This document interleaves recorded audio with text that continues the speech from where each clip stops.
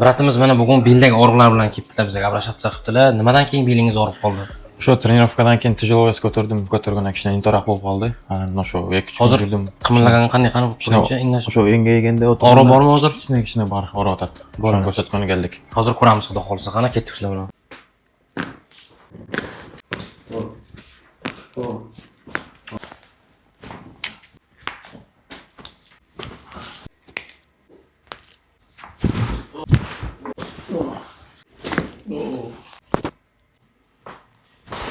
Oo.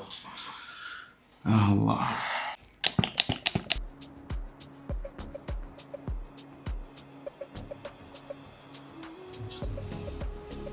Bratimizni hozir manualniy terapiya bilan hijama qildik bellariga. Asosiy belga qo'ydik hijamani, effektni hijamani. Qanday o'zgarishlar bo'ldimi? Va, o'zgarishlar bo'ldi, o'ta son, Xudoga shukr. Qiylar yaxshi. Son, Allohga shukr. Agarda sizlarda ham shunaqangi problemalar bo'layotgan bo'lsa, bundan tashqari beldagi og'riqlar, oyoqdagi og'riqlar bo'layotgan bo'lsa, bemalol shu yerga nomerlarni qo'yamiz, обращаться qilishlaringiz mumkin. Agarda interesni bo'layotgan bo'lsa, kommentariyaga plus belgisini yozib qoldirsanglar, sizlarga отдельно ma'lumotlarni beramiz. Sog' bo'lasizlar.